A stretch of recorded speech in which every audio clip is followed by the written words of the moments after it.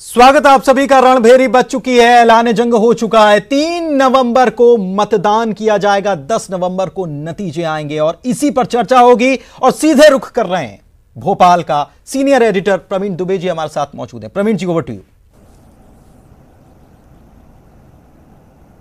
शुक्रिया पुनीत। और जैसा कि पुनीत भी कह रहे थे कि अब बहुप्रतीक्षित था ये मध्य प्रदेश में उपचुनाव की घोषणा होने के लिए तमाम जो दोनों राजनीतिक दल हैं वो बहुत दिनों से इसका इंतजार भी कर रहे थे। और दिलचस्प ये है कि 3 नवंबर को मतदान होगा, 10 नवंबर को नतीजे आएंगे और दोनों दिन ही मंगल है। तो किसका मंगल होगा इस चुनाव में, क्योंकि सबकी नजरें मध्य प्रदेश पर टिकी हुई हैं। वजह भी यही है कि ये सामान्य उपचुनाव नहीं है, बल्कि ये बहुत बड़ा चुनाव है। बहुत सारे राजनेताओं का भविष्य तय कर देगा, बहुत सारी पॉलिटिकल पार्टी का मूवमेंट तय कर देगा आने वाले दिनों का। दोनों पार्टियां ताकत लगा रही हैं, कांग्रेस और बीजेपी। आज इसी सब मसले पर चर्चा करेंगे।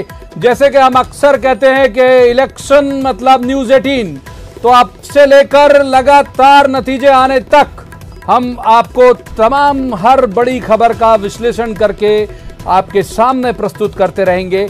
और वैसे भी दर्शकों के लिए सबसे पसंदीदा चैनल है चुनाव के वक्त में न्यूज 18। तो खास पैनल हमारे साथ जुड़ेगा, उसका परिचय मैं पहले आपसे करा देता हूं। हमारे साथ सैयद जाफर हैं, ये प्रवक्ता हैं कांग्रेस के, और स्वागत है सैयद जी का। दूसरे मेहमान विनोद गोटिया, ये बीजेपी के वरिष्ठ नेता हैं, विनोद जी का भी स्वागत है। और तीसरे मेहमान हैं दिनेश गुप्ता, ये वरिष्ठ पत्रकार हैं, बहुत अच्छे राजनीतिक विश्लेषक हैं, वो भी हमारे साथ जुड़ेंगे। उन तीनों का भी स्वागत है। अगर कनेक्ट हो गए हों तो बात कर सकते हैं विनोद जी से। विनोद जी, पहली टिप्पणी आपकी, ये जो कितने तैयार हो आप, क्योंकि अभी तक तो आपने टिकट भी घोषित नहीं किए हैं कांग्रेस की तुलना में।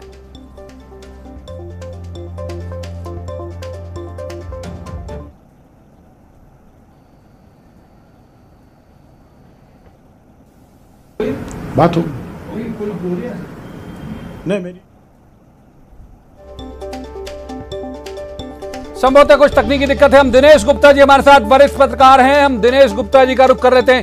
दिनेश जी, पहले आपकी टिप्पणी, क्योंकि ये संभावित तो था ही, बहुप्रतीक्षित जैसा शब्द मैंने इस्तेमाल किया कि ये तो था ही कि बहुत जल्द होना है। आपकी टिप्पणी, कितनी तैयारी आप देखते हैं दोनों पार्टियों के बीच में?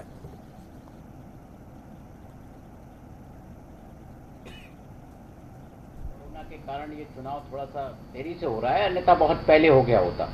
और इससे जो देरी हुई है उससे सबसे ज्यादा मुझे लगता है कि कांग्रेस पार्टी को फायदा हुआ होगा, क्योंकि उसे अपनी तैयारी करने का एक मौका मिल गया। उसे जो झटका लगा हुआ था उसको संभलने का मौका मिल गया, उसको उम्मीदवार तलाश करने का मौका मिल गया। उसको बहुत सारी जो देरी के कारण, उसको कहते हैं ना कभी नहीं से देर भली, तो जो देर भली है कांग्रेस पार्टी के लिए वो कितनी मंगल करेगी ये तो वोटर को तय करना है। लेकिन जो है भारतीय जनता पार्टी को जो लाभ लेना चाहिए वो जो है लेने के लिए हमने देखा कि शिवराज सिंह चौहान लगातार अपने दौरे कर रहे हैं, घोषणाएं कर रहे हैं, शिलान्यास कर रहे हैं, जिस चीज के लिए वो जाने जाते हैं। और भारतीय जनता पार्टी के साथ अब जो चेहरा है वो ज्योतिरादित्य सिंधिया का, जो सबसे ज्यादा चुनौती जो है, या जो हम ये कहें कि चुनाव के जो केंद्र में जो है मध्य प्रदेश में इस बार जो 28 सीटों का है उसके केंद्र में ही ज्योतिरादित्य सिंधिया होंगे। क्योंकि जो कांग्रेस पार्टी जिस तरह से अपना लगातार हमला कर रही है वो सिंधिया के चेहरे पर ही कर रही है, सिंधिया को लेकर ही वो आरोप लगा रही है, उसके सपोर्टर्स को लेकर आरोप लगा रही है। उसके निशाने पर भारतीय जनता पार्टी या शिवराज सिंह चौहान से ज्यादा जो है, शिवराज सिंह चौहान से भी ज्यादा जो है ज्योतिरादित्य सिंधिया उनके निशाने पर हैं। तो आप देखिए कि जो कांग्रेस पार्टी को अब ये जो भी उसने अपना कैंपेन चलाया है उसकी परीक्षा की भी घड़ी है, जो वोटर को तय करना है कि उस कैंपेन से कितनी जो है वो सेटिस्फाई रही है या नहीं। बिल्कुल ठीक कह रहा है दिनेश जी, आपने जो कहा कि वक्त मिल गया कांग्रेस को कि वो कैंडिडेट तय कर पाए, ये बात सही है। बहुत सारी जगह ऐसी थी जहां बीजेपी ये क्लेम करती थी कि इनके पास तो उम्मीदवार ही नहीं होंगे, क्योंकि ग्वालियर चंबल कांग्रेस के लिहाज से यदि कहें तो ग्वालियर चंबल के मीनिंग होते थे सिंधिया परिवार, यानी पहले माधवराव और उसके बाद ज्योतिरादित्य सिंधिया। लेकिन ये लिस्ट हम देख रहे हैं 24 जो आई दिनेश जी, 9 इसमें बाहरी लोग हैं। तो कांग्रेस जो कहती थी कि बीजेपी के लोगों को कि भाई ये बाहर से लाके इन्होंने जोड़ लिया, ये फर्क तो अब कम से कम मिटेगा इन सीटों पर। नहीं, बिल्कुल मिलेगा। देखिए क्या है कि कांग्रेस पार्टी हो या भारतीय जनता पार्टी हो, हमने पिछले चुनावों से देखा है कि भारतीय जनता पार्टी ने भी कई बाहरियों को उम्मीदवार बनाया, ऐसा नहीं कि वो नहीं बनाया। तो कांग्रेस पार्टी यदि बाहरी को उम्मीदवार बना रही, जो मैंने आपसे कहा भी कि उसको जो समय मिल गया कि अपने उम्मीदवार तय करने के लिए, अपने चेहरे तय करने के लिए, अन्यथा ये मार्च की जब ये पूरा घटनाक्रम हुआ था, अप्रैल मई में चुनाव होते तो कांग्रेस मुक्त भारत हो गया होता, कांग्रेस मुक्त मध्य प्रदेश हो गया होता, क्योंकि जो सरकार में वापसी की जो संभावनाएं थी वो खत्म हो जाती। लेकिन अभी भी जो है मुकाबला इतना कड़ा है कांग्रेस पार्टी के लिए, क्योंकि उसे तो डबल पावर से दौड़ना है, और भारतीय जनता पार्टी यदि थोड़ा सा स्लो भी होगी तो उसे बहुत ज्यादा नुकसान नहीं होगा। ठीक बात है, आंकड़ा भी बहुत बड़ा है। उसके साथ विनोद जी हमारे साथ जुड़ गए। विनोद घोटिया बीजेपी के वरिष्ठ नेता हैं, उनका रुख कर लेते हैं। विनोद जी, आप थोड़े देर से जुड़े, जो अनाउंसमेंट किया आज से जो रणभेरी बजी है, और उसके बाद मंगल के दिन ही वोटिंग और मंगल के दिन ही रिजल्ट, तो अपने मंगल की उम्मीद है आपको कि नहीं? तो रिजल्ट भी मंगल के ही होंगे, उसमें कोई किंतु परंतु का कारण नहीं है। देखिए, ऐसा है, भारतीय जनता पार्टी जिस दिन से हमने ये तय किया था कि चुनाव में जाना है, हम डे 1 से ही चुनाव लड़ रहे हैं और हमारी प्रिपरेशन पूरी है। चुनाव आयोग 1 महीने पहले चुनाव कराता तो भी हमको कोई कष्ट नहीं था, और 2 महीने पहले चुनाव कराता तो भी हमको कोई कष्ट नहीं था। हमारी तैयारी पूरी है। अब चुनाव की जो औपचारिकताएं हैं कि अब नामांकन होगा, ये चलेगा, ये सारी चीजें, अब इसके साथ हम मैदान में उतरेंगे और भारतीय जनता पार्टी की सरकार और ताकतवर होके, मजबूत होके उभर के मतलब। लेकिन इधर तो माइलेज ले रही ना कांग्रेस, आपसे 24 सीटें अनाउंस कर गई वो तो। ये तो कांग्रेस के लोग भी जानते हैं कि जो लोग भारतीय जनता पार्टी में आए हैं उन सब लोगों ने चुनाव लड़ना है। भारतीय जनता पार्टी अधिकृत रूप से चुनाव प्रत्याशी घोषित करेगी कि नहीं करेगी, लेकिन ये वो जानते हैं कि लड़ना किसने है चुनाव। हम भी जानते हैं किसने चुनाव लड़ना है। उन सीटों पे तो कमोबेश वही लोग चुनाव में आना है जो वहां से रिजाइन करके यहाँ आए हैं। इसलिए हमारे प्रत्याशी तो उसी दिन से घोषित हैं जिस दिन वो रिजाइन करके आए थे। अब उसमें क्या नई चीज होने वाली जिसको लेके कांग्रेस उसको इश्यू बना रही है कि बीजेपी ने अपने प्रत्याशी घोषित नहीं किए। हमारे प्रत्याशी घोषित हैं और हम चुनाव क्षेत्र में उन्हीं को लेके आगे बढ़ रहे हैं। इसमें कोई असमंजस की बात नहीं है, उन्हीं को लेके आगे बढ़ रहे हैं। आऊंगा आपके पास, एक बार फिर आऊंगा विनोद जी। पहले सैयद जाफर हमारे साथ जुड़ गए। स्वागत सैयद जाफर का, प्रवक्ता है कांग्रेस के। सैयद जाफर, अनाउंसमेंट हो गया और वेलकम भी आ गया कमलनाथ जी की तरफ से कि हम बहुत स्वागत है और हम जीतेंगे। क्या एजेंडा आपको लगता है, क्यों वोट करेगी जनता आपको? देखिए, बड़ा महत्वपूर्ण सवाल आपने पूछा कि जनता क्यों वोट करेगी, और यही सवाल मुझे लगता है कि ये 3 नवंबर तक बिल्कुल चलेगा।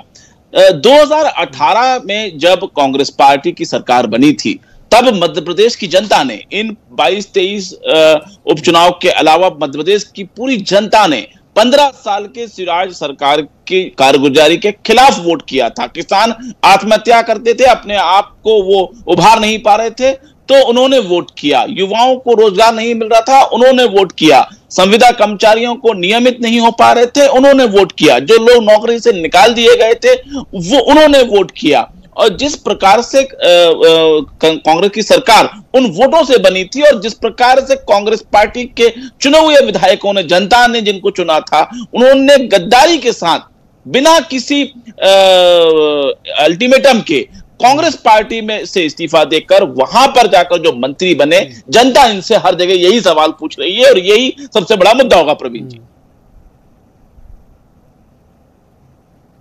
ठीक है, एक बार दिनेश गुप्ता जी का रुख कर लेते हैं। दिनेश जी, क्या ट्रेंड सेट होगा आपको लगता है इलेक्शन का, खासतौर पर मुद्दों को लेकर कमी नहीं है, लेकिन जितना हम अभी तक सूंघ पाए चुनाव के अनाउंसमेंट के पहले तक, वो इलाकाई मुद्दे काम कर रहे हैं। अभी तो 28 विधानसभा सीटों में बहुत कम इलाके ऐसे जहां एक सा मुद्दा एप्लीकेबल हो, कहीं का अलग, कहीं का अलग, अनूपपुर का अलग है, सुर्खी का अलग है, ग्वालियर चंबल का अलग है, इधर की तरफ मालवा की तरफ अलग है। आप सहमत है इस बात से कि एक कोई मुद्दा काम नहीं करेगा? दिनेश जी, के आम चुनाव में भी आप देखिए कि समान रूप से कोई मुद्दा नहीं था। भिंड में भारतीय जनता पार्टी को एंटी इनकम्बेंसी का सामना नहीं करना पड़ा था, लेकिन ग्वालियर चंबल में करना पड़ा था। ग्वालियर चंबल में उसको सबसे ज्यादा नुकसान हुआ था, और वो नुकसान जो है इस बार वो कितना उसकी भरपाई कर पाती है, ये भी भारतीय जनता पार्टी के लिए बहुत चुनौतीपूर्ण है। हाँ, बहुत सारा जो है भारतीय जनता पार्टी के लिए बहुत चुनौती का काम है कि ग्वालियर चंबल संभाग में वो अपने आप को फिर से स्थापित करे, और उसको स्थापित करने के लिए ऐसा आज तो सपोर्ट भी मौजूद है, लेकिन आप देखिए कि जो पिछली बार जो मुद्दे थे उस बार उसकी तुलना में अभी उपचुनाव में वो मुद्दे नहीं है। मुद्दा तो जो अब बनने वाला है वो मुझे लगता है कि किसान का मुद्दा भी एक बड़ा मुद्दा होगा। जिस तरह से हम देख रहे हैं कि भारतीय जनता पार्टी और कांग्रेस दोनों ही इस मुद्दे को लगातार फोकस कर रही हैं, चाहे वो शिवराज सिंह जी कह रहे हो कि साहब कर्ज माफी नहीं हो, कांग्रेस पार्टी कह रही हो हमने 26 लाख की कर्ज माफी कर दी। ये तो वो किसान ही उसको तय करना है कि वाकई कर्ज माफी हुई थी कि नहीं या संभावना थी कि नहीं। मुझे लगता है कि आम चुनाव की तरह ही इस बार जो है ये कर्ज माफी की भी एक परीक्षा है। 15 महीने का जो कमलनाथ जी का सरकार देखी हो, 15 साल की शिवराज जी की भी सरकार देखी है, दोनों सरकारें वोटरों ने देख ली हैं। मध्य प्रदेश में कोई तीसरा विकल्प किसी के पास है नहीं वोटर के पास, तो इन दोनों में से जिसको वो लगेगा कि ये सत्य बोल रहा है तो वो वोटर उस हिसाब से अपना वोट कर देता है। और इस बार जो आप देखिएगा ग्वालियर चंबल की फिजा आपको कुछ बदली हुई सी भी दिखाई देगी। बिल्कुल सही कह रहे हैं आप। एक बार फिर से हम विनोद जी का रुख कर लेते हैं। विनोद जी, ज्यादा चुनौती आपके लिए ग्वालियर चंबल रही पिछले चुनाव में, इस बार थोड़ा और ज्यादा आपको नहीं लगता कि हो जाएगी कि जिन लोगों को के खिलाफ वोट किया गया, बीजेपी के खिलाफ वोट किया गया, वही लोग अब हाथ जोड़ के खड़े होंगे और कहेंगे भाजपा को वोट दो, तो वोटर कंफ्यूज तो नहीं हो जाएगा कि भाई अब इन्हें क्यों चुने?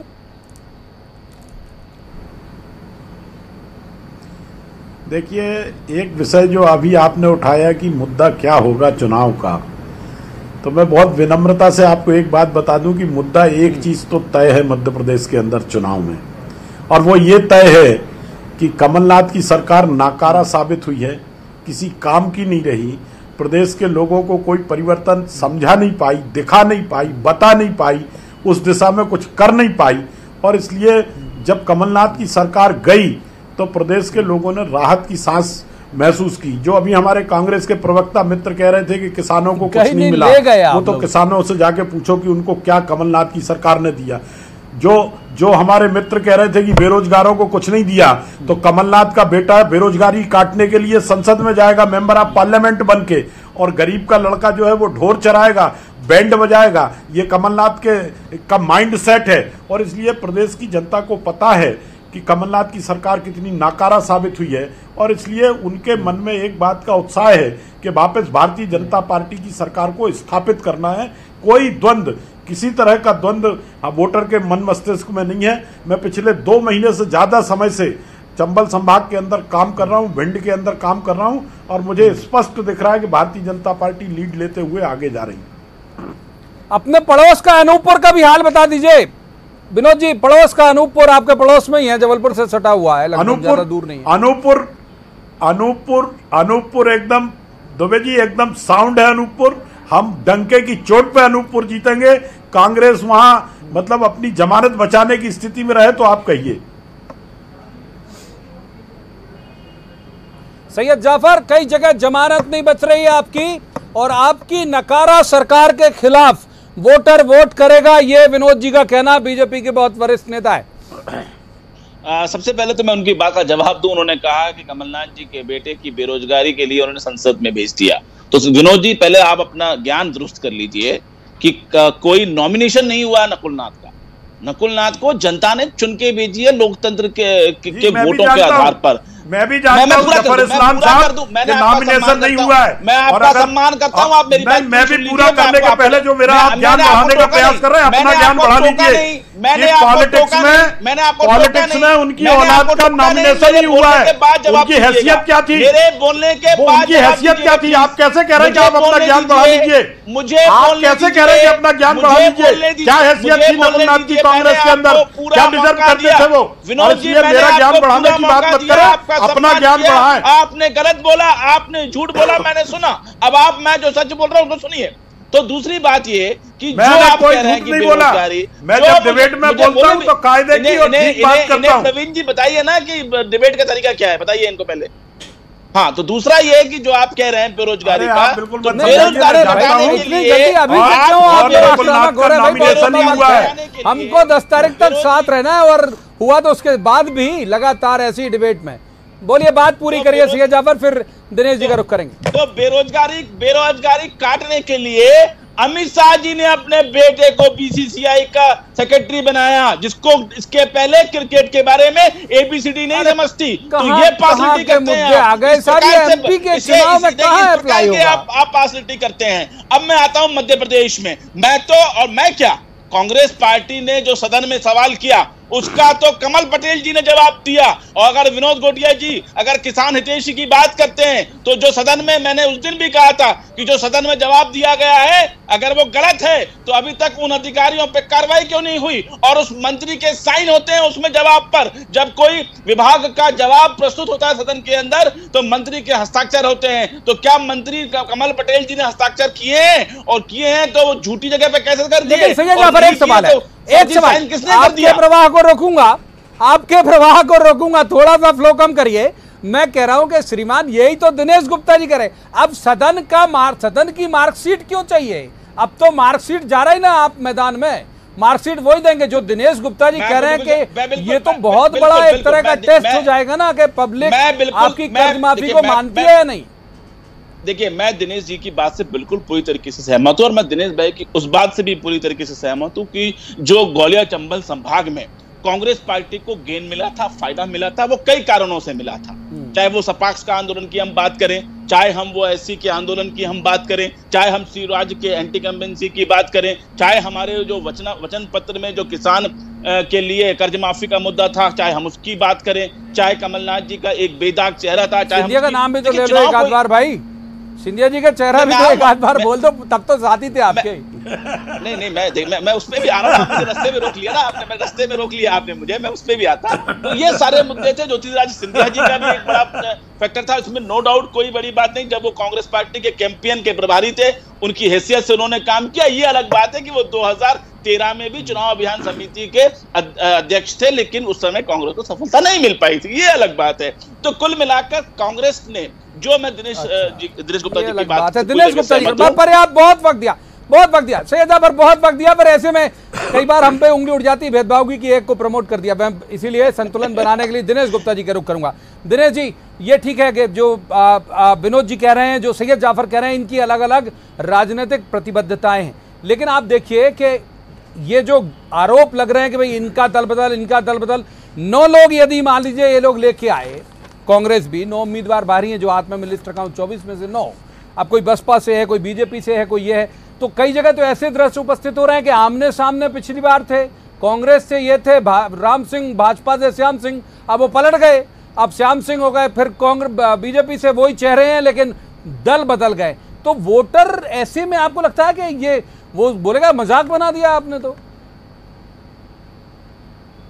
प्रवीण जी, इसीलिए इस चुनाव को हम असाधारण और अद्वितीय चुनाव कह सकते हैं मध्य प्रदेश के लिहाज से, क्योंकि ये जो है सरकार के लिए तो महत्वपूर्ण है, बचाना है, वापस आना है, उसके लिए तो महत्वपूर्ण है, लेकिन इसमें जो है जिस तरह से दूसरे लोगों ने भी दल बदला, केवल कांग्रेस के लोगों ने नहीं बदला, बीएसपी, बीजेपी, मतलब आप एक जब दल बदल का आरोप एक पर लगाते हैं तो वो आप भी उसी तरह से एक्सपोर्ट करके लाए हैं, इम्पोर्ट आप भी कर रहे हैं, तो दोनों पे एप्लीकेबल है वो चीजें। और जनता, जो मैं आपको बताऊं, जनता के बाद का जो विवेक है वो शायद राजनीतिक दलों से या उनके नेताओं से ज्यादा बेहतर है। उनको पता है कि हमें किस आधार पर वोट करना है, हमें अपनी जाति के आधार पर करना है या मुद्दों के आधार पर करना है। वो हमेशा बहुत जो है सोच समझ के वोट करती है। आप देखिए कि जो लोग फिर से चुनाव में हैं, उन्होंने देखा है कि जब वो पिछली बार चुनाव लड़े थे तो रिजेक्ट क्यों हुए थे, और जो जीते थे उनको किन कारणों से किया था। यदि वो फिर से जीतना चाहते हैं तो शायद उन्हें अपनी वही खूबी और वही कारण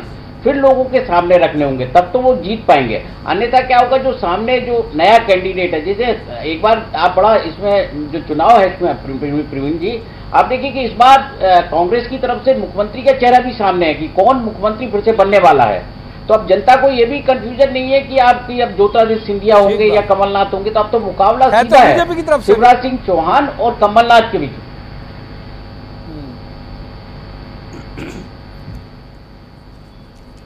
ठीक बात है, एक बार विनोद जी का रुख कर लेते हैं। विनोद जी की बात बहुत देर से गया नहीं। विनोद जी, मैं जल्दी जल्दी 2, 3, 4, 5 नाम पढ़ देता हूं। सुरेश राजे, केएल अग्रवाल, पारुल साहू, प्रेमचंद गुड्डू, ये सतीश सिकरवार अभी आपके साथ थे। आप कह रहे हो भाई आपकी रीति नीति से खुश होकर कांग्रेसी आए, वहां से परेशान होकर आए, तो पब्लिक पूछेगी नहीं कि आपकी रीति नीति से नाराज होकर ये लोग क्यों गए जिन्हें कांग्रेस ने कैंडिडेट बनाया है? दो बातें मैं आपको बता दूं, इसमें दुबे जी मैं आपको बता दूं बहुत स्पष्ट कि पारुल साहू की कोई क्रेडिबिलिटी पिछले चुनाव के पहले से भारतीय जनता पार्टी में नहीं बची थी और इसलिए उनको हमने टिकट नहीं दिया था, एक विषय। दूसरा, गुड्डू जैसे आए थे वैसे वापस चले गए, वो भारतीय जनता पार्टी में खप नहीं पाए, ये दूसरा विषय है। KN अग्रवाल को हमने टिकट नहीं दिया था क्योंकि वो इस योग्य बचे नहीं थे कि वो जनता की सेवा में प्रामाणिकता के साथ खरे उतरे हों। सतीश सिकरवार मैं, लेकिन दूसरी तरफ जो आप कह रहे हैं कि वो लोग वहां से इसलिए नहीं आए, वो तो सरकार से त्रस्त होके, अपनी राजनीतिक व्यवस्था से दुखी होके सरकार को बदलने के निमित्त से यहां आए हैं। और इसलिए जो लोग यहां से गए हैं और जो लोग वहां से आए हैं, उनके आने जाने का बड़ा अंतर है। वो अपनी विधानसभा की सदस्यता छोड़ के और सरकार निकम्मी है ये आरोप लगाते हुए इस सरकार को बदलना है, इस पावन उद्देश्य के साथ जनता के हित में यहां आए हैं। और यहां से जो लोग गए हैं वो तो यहां चूंकि पहले ही हाशिए पे चले गए थे, जनता ने उनको नकार दिया था, पार्टी ने भी नकार दिया था और इसलिए वो वहां गए हैं। इन दो चीजों में बड़ा मौलिक अंतर है और इस मौलिक अंतर को आप ध्यान रखेंगे तो आपको पूरा राजनीतिक चित्र मध्य प्रदेश का दिखेगा कि कौन आया है और कौन समेटा गया है। मुझे तो बिल्कुल दिखता है साहब, बहुत बिल्कुल दिखता है, सब समेट लिया। सैयद जाफर, आपने जो साइड हो चुके थे, जो डस्टबिन में थे, वो सारे उठा लिए आपने। ये शब्द नहीं था, भाव है, लेकिन मैं इसे उच्चारित कर देता हूं।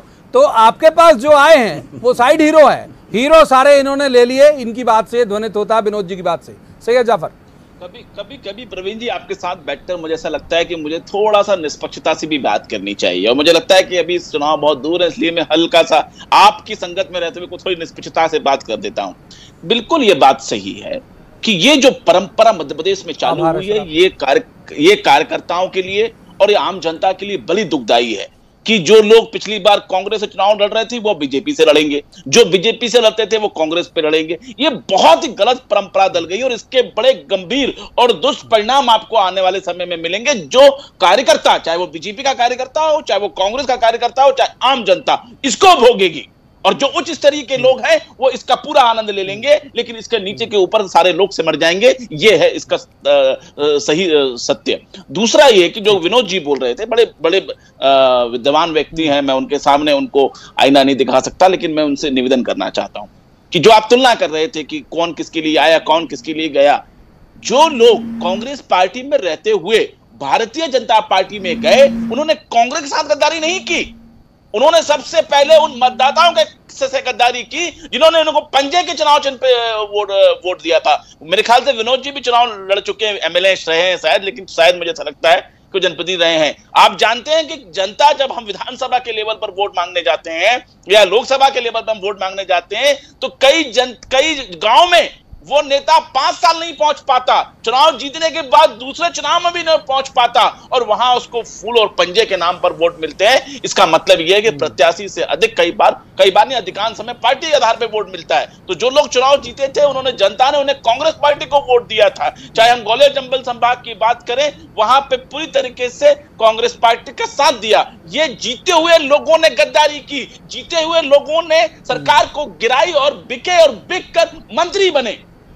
और जो लोग अभी भारतीय जनता पार्टी छोड़कर आए हैं, देखिए उनके पास क्या, ठीक है, उन्होंने तो कोई भारतीय जनता पार्टी को नुकसान नहीं पहुंचाया, उन्होंने तो कोई भारतीय जनता पार्टी की सरकार उनके पास क्या था। वक्त एक ब्रेक का है, माफ कीजिए, रुकूंगा, वक्त एक ब्रेक का है। ब्रेक के बाद जब वापस आएंगे हम तो हमारे साथ यही पैनल मौजूद होगा, फिर हम उस पर भी बात करेंगे कि जो दनादन अनाउंसमेंट हुए हैं मॉडल कोड ऑफ कंडक्ट लगने के पहले और बहुत सारे वर्ग को ध्यान में रखे बहुत इंटेलिजेंसी के साथ बीजेपी ने किए, तो क्या ये अपील करेगा? क्या तात्कालिक मुद्दे वोटर को अपील करते हैं? आप कहीं मत जाइएगा, देखते रहिए न्यूज़ 18 मध्य प्रदेश छत्तीसगढ़। तो स्वागत है एक बार फिर आपका। आज हम बात कर रहे हैं मध्य प्रदेश विधानसभा में होने वाले उपचुनाव की घोषणा के बाद कैसे हालात बन रहे हैं। ब्रेक पे जाने से पहले हमने कांग्रेस से बात की थी, अब बीजेपी के विनोद गोटिया जी हमारे साथ जुड़े हुए हैं, उनका रुख करते। विनोद जी, सबसे पहले तो आपको जन्मदिन की बहुत शुभकामनाएं, पता चला आज आपका बर्थडे है। मैं ये जरूर पूछूंगा कि जो तोहफे सरकार दे रही है लगातार, बीते 4-5 दिनों से जो तोहफे दिए गए सरकार की तरफ से, विनोद जी, बहुत सारे लोगों को अनाउंसमेंट किए गए, ब्रेक पे जाने से पहले मैंने उसका जिक्र भी किया था कि बिल्कुल एट द 11th आवर किए गए अनाउंसमेंट क्या वोटर को अपील करेंगे, आपको लगता है?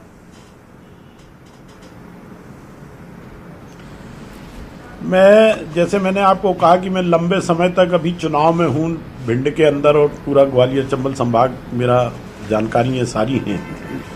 मैं आपको बताऊं कि जब माननीय मुख्यमंत्री जी गए और विधायक जो हमारे प्रत्याशी हैं उनने खड़े होकर कहा कि हम 50-50 लाख की चीज अगर मांगने के लिए माननीय कमलनाथ जी के यहाँ जाते थे तो हमको कह दिया जाता था कि पैसा नहीं है, बाद में आइए आप, हमारी बात नहीं सुनी जाती थी।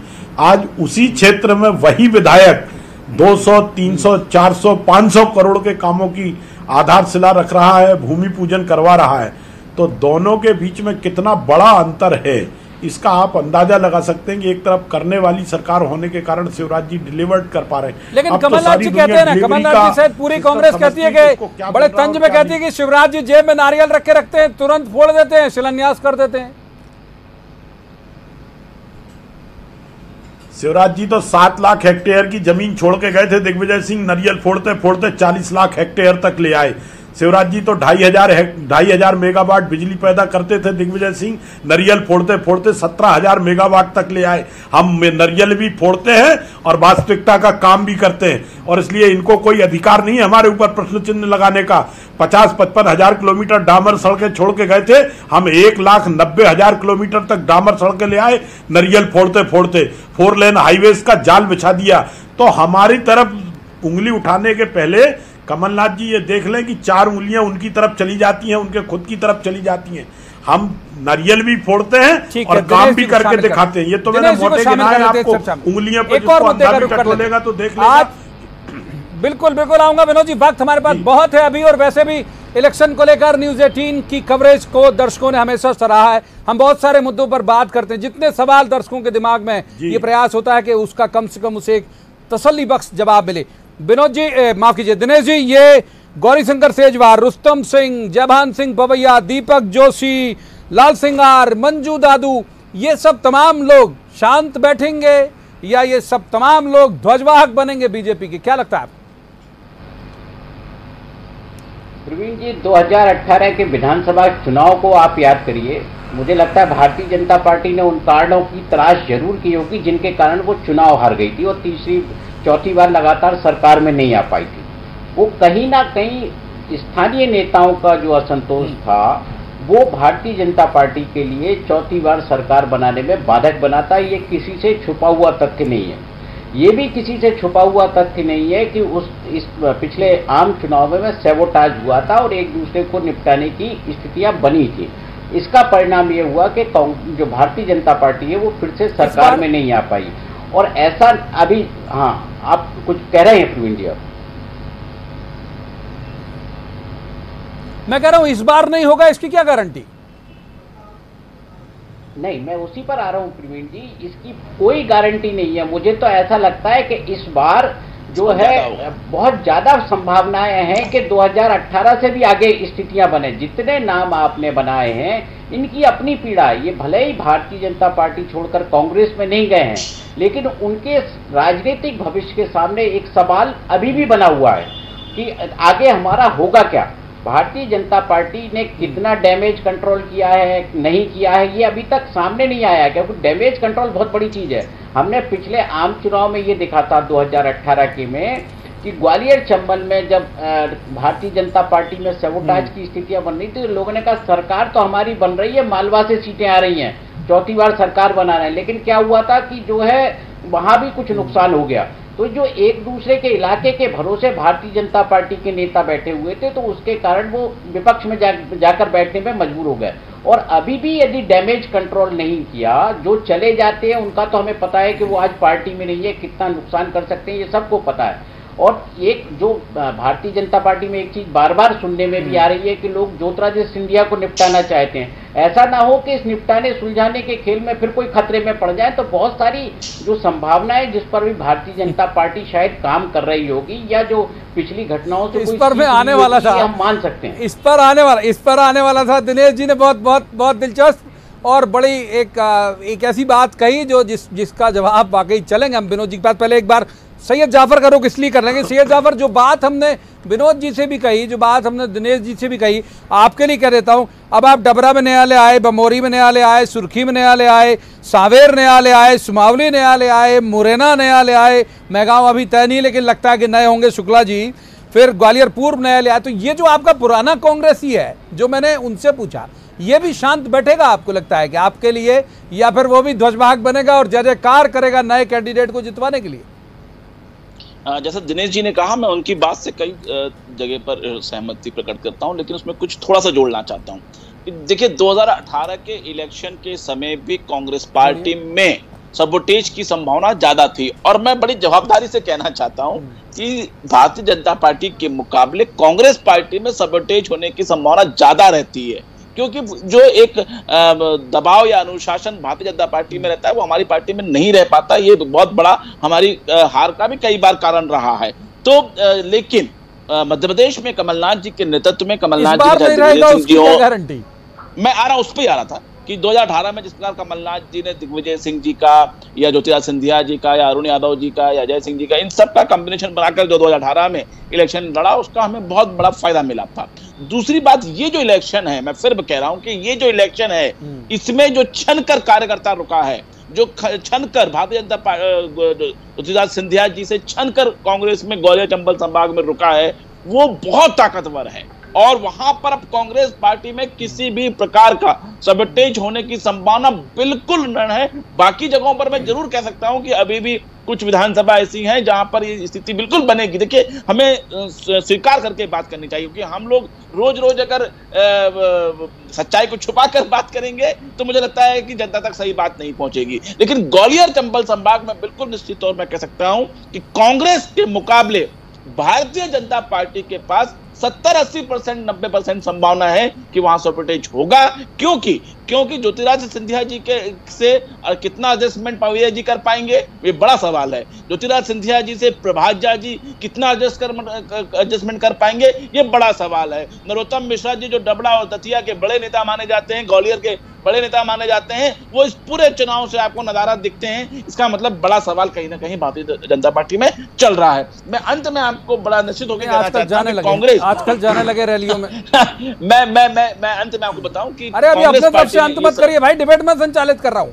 नहीं, मैं मतलब अंत का मेरा निवेदन ये था कि जो आपका सवाल है उसका जवाब का अंत ये है कि कांग्रेस में इस बार बातचीत का अंत। ठीक है, विनोद जी का रुख कर लेते हैं।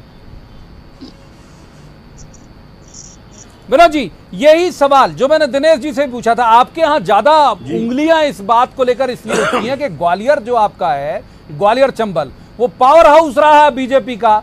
अब आपने एक जबरदस्त पावर हाउस आप एक और ले आए, तो जो पुराने सब बड़े नेता हैं जिनका जिक्र अभी तक हुआ भी, जिनमें प्रभात जी भी हैं, पवैया जी भी हैं, नरेंद्र तोमर जी भी हैं, ये एकोमोडेट कर पाएंगे सिंधिया जी को ठीक तरह से? नहीं, वो अब ट्रांसफार्मर बन गए हैं। जो पावर हाउस थे वो अब सिंधिया जी के आने की वजह से ट्रांसफार्मर बन गए हैं। मैं जवाब ले लेते, विनोद जी का जवाब ले लेते। एक बात कहना चाहूंगा प्रवीण जी कि सबसे पहले तो मैं अपने कांग्रेस के जो प्रवक्ता मित्र हैं उनकी हिम्मत को सलाम करता हूं कि उनने स्वीकार किया कि कांग्रेस एक अनुशासनहीन पार्टी है। और एक अनुशासनहीन पार्टी का प्रवक्ता जो है वो आपने कहा कि कांग्रेस में अनुशासन नहीं है, आपने इसका मतलब यह हुआ कि कांग्रेस अनुशासनहीन पार्टी है। आप कैसी बात, दो तरह की बात मत करिए। आप चैनल पे बोल रहे हो, सामने बोल रहे हो, है ना?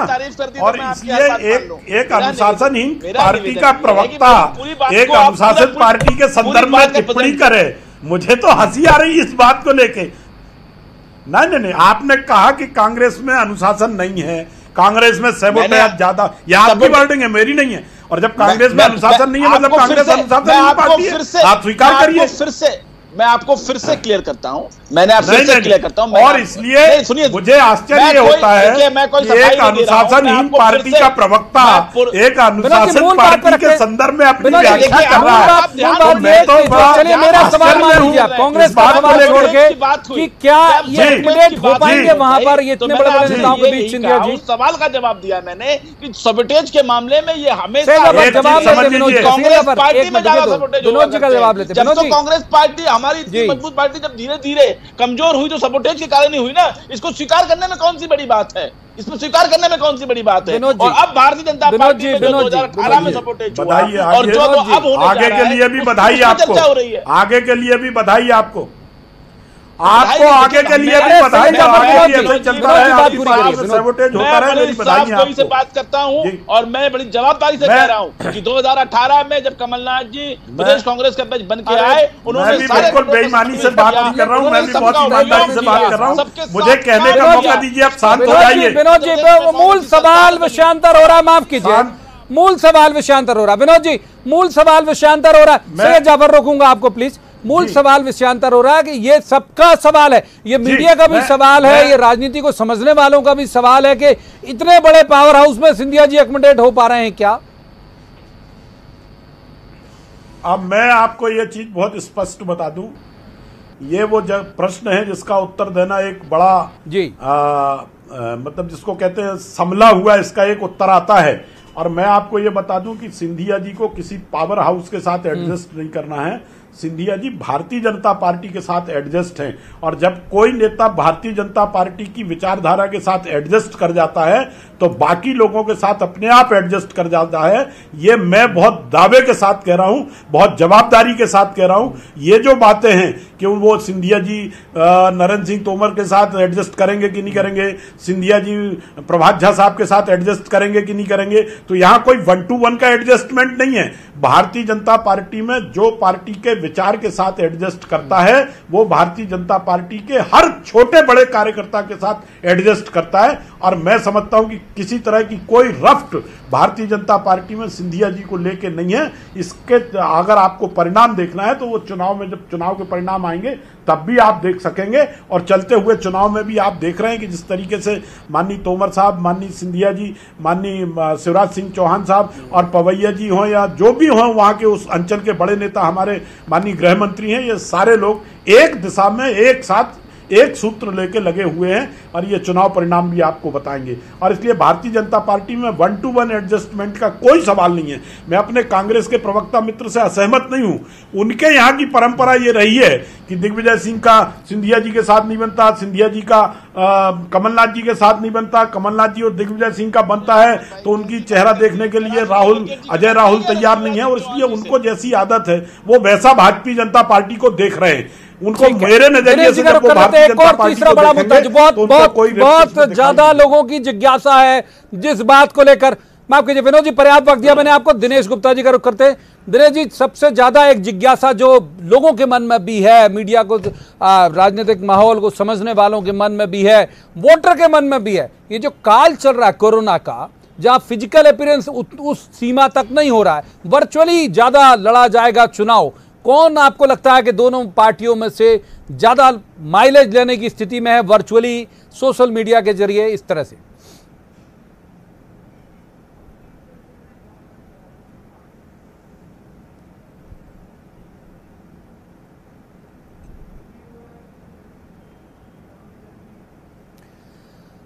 दिनेश जी का के शायद कोई पास कुछ तकनीकी दिक्कत है, मैं रुक कर लेता हूं सैयद जाफर का एक बार फिर से। सैयद जाफर, इनके पास तो पूरा एक बुके है, तमाम बड़े नेता जिनके नाम मैंने गिनाए, नरेंद्र सिंह तोमर, शिवराज जी तो खुद हैं ही, सभी जगह जाते हैं, फिर ज्योतिरादित्य सिंधिया भी नए आ गए, नरोत्तम मिश्रा भी हैं, तमाम ये रैलियां कर रहे हैं। आपके पास जो मूवमेंट दिखता है वो सिर्फ कमलनाथ हैं भी वही अकेले, और वो भी मूवमेंट उस तरह से कम है, दिग्विजय सिंह जी नजर ही नहीं आ रहे हैं। तो फिर ये फर्क नहीं पड़ेगा आपको लगता है कि एक तरफ नेताओं की भरमार और एक तरफ एक अकेला व्यक्ति?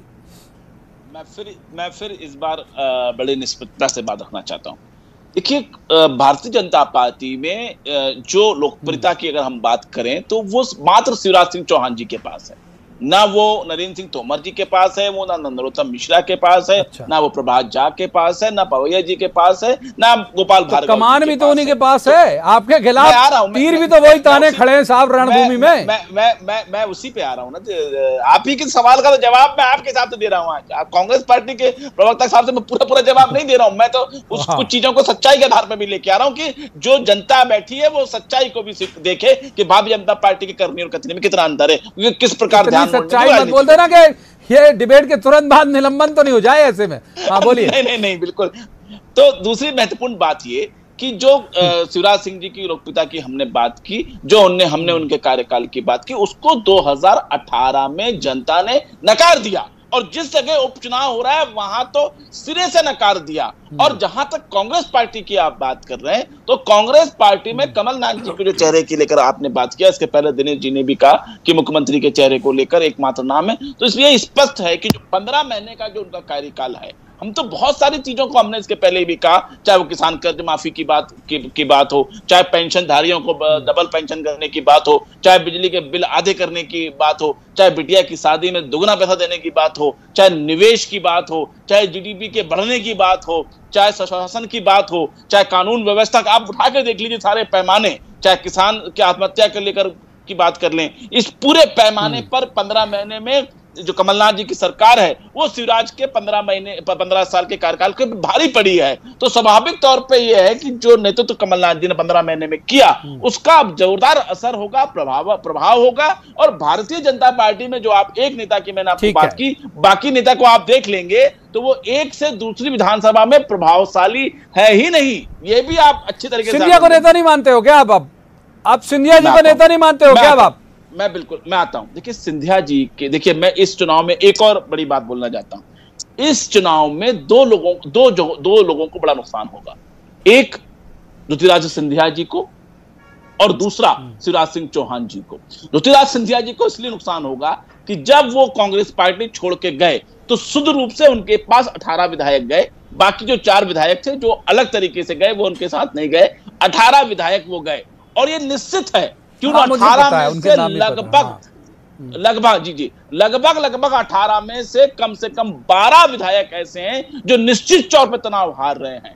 अगर आप देख लीजिए कि ये ठीक है, पर्याप्त वक्त दिया आपको, पर्याप्त वक्त दिया। हम विनोद जी का रुख करेंगे, विनोद जी का रुख करेंगे। विनोद जी एक जो इनका आकलन है उस पर तो आपसे रिएक्शन चाहूंगा ही, लेकिन पहला मैं अपना उसी सवाल को आपके पास लेके आता हूं कि बिल्कुल आपका भी बहुत सुदीर्घ राजनीतिक जीवन हो गया, लेकिन इस तरह के हालात में आपने चुनाव देखे नहीं। कोरोना की बहुत सारी बंदिशों के साथ चुनाव होने हैं, तो ऐसे में वर्चुअली ज्यादा माइलेज लेने का प्रयास किया जाएगा। आपको लगता है कि आप लीड लेने की पोजीशन में हैं वर्चुअली अगर ये कैंपेन हुआ तो उसमें? देखिए, मैं जहां तक मेरे पास सीधे एक विधानसभा की जिम्मेदारी है, और अगर आप मुझे अनुमति दें तो मैं बताऊं कि भारतीय जनता पार्टी कहां खड़ी है। जब कांग्रेस किसी विधानसभा के ऊपर वर्चुअल रैली की बात करती है, तब भारतीय जनता पार्टी बूथ के ऊपर 200 और 250 लोगों की एक व्हाट्सएप ग्रुप बना के उससे बातचीत रोज कर रही है, नित्य प्रति कर रही है। हम नीचे डाल रहे हैं। आप सोचिए कि 200-250 लोगों का ग्रुप बूथ के ऊपर भारतीय जनता पार्टी का बना हुआ है, और ऐसे अगर 275 बूथ एक विधानसभा के ऊपर है तो 275 बूथ के ऊपर हमारे लोग काम कर रहे हैं। और मैं पहले प्रवीण जी के सवाल का जवाब दे दूं, फिर आपके सवाल का भी जवाब दे दूंगा।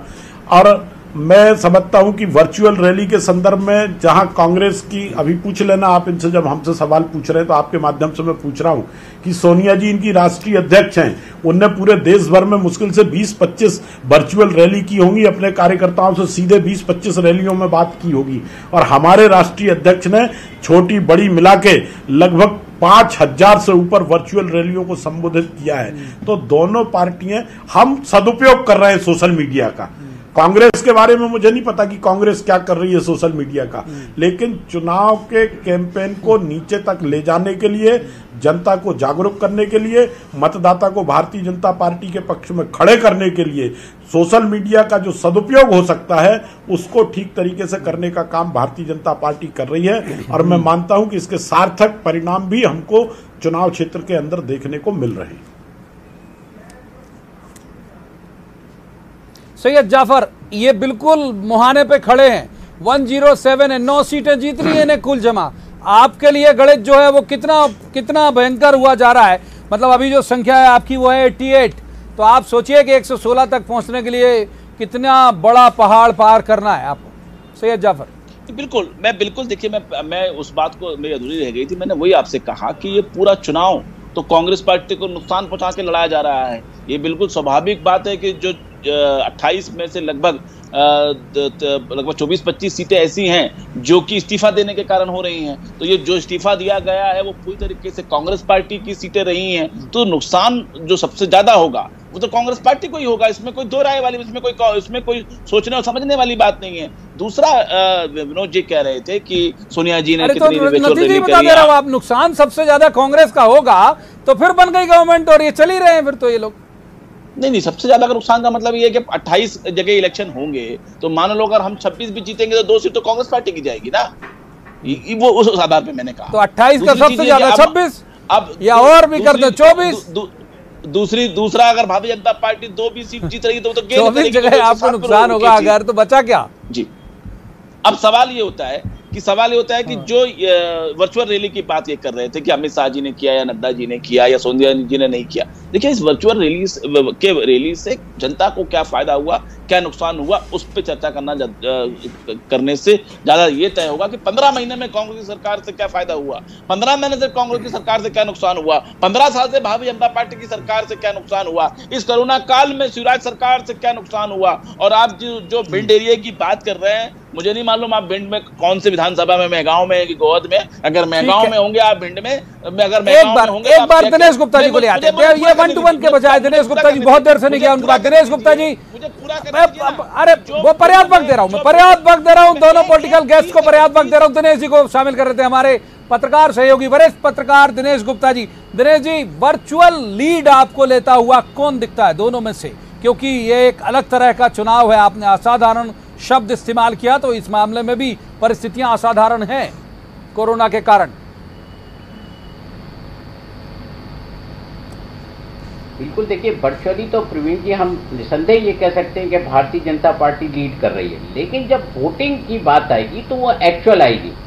कोरोना संक्रमण की स्थिति जैसे अनुमान लगाया जा रहा है कि पीक पर होगा उस दौरान जब पोलिंग का टाइम है, तो क्या लोग इतनी रिस्क लेकर पोलिंग स्टेशन तक जाना चाहेंगे, या कौन सी पार्टी का जो वर्कर है जो एक्चुअल में पोलिंग स्टेशन पर जाएगा। क्योंकि अब वर्चुअल से ज़्यादा एक्चुअल पर फोकस होना है, क्योंकि आप यदि प्रचार में भी किसी के घर जाना है आपको, तो 5 लोगों का इलेक्शन कमीशन ने कहा है। लेकिन अभी तक हम देख रहे हैं जिस तरह से रैली वगैरह हो रही है उसके कारण बहुत सारे कोरोना संक्रमण के केस भी बढ़े हैं, और अब आपको अनुशासन में जाना है। तो वर्चुअली तो आप जो कर सकते थे आपने चार्ज कर दिया। अब मुझे लगता है कि एक्चुअल भारतीय जनता पार्टी या कांग्रेस जो कैंडिडेट अब वोटर तक पहुंच जाएगा वही जो है जीतने अपना भविष्य सुनिश्चित कर पाएगा। ठीक है दिनेश जी, माफ कीजिए, वक्त हमको इससे ज्यादा चर्चा की इजाजत नहीं देता। तीनों मेहमानों का बहुत बहुत शुक्रिया। लेकिन मैं जाने से पहले जरूर कहूंगा दर्शकों से कि इलेक्शन की हर छोटी बड़ी खबर और हर तरह का विश्लेषण आप न्यूज 18 पर लगातार देखेंगे। जब तक चुनाव के नतीजे नहीं आ जाते तब तक आज की इस चर्चा में इतना ही। आप देखते रहिए न्यूज 18 मध्य प्रदेश छत्तीसगढ़।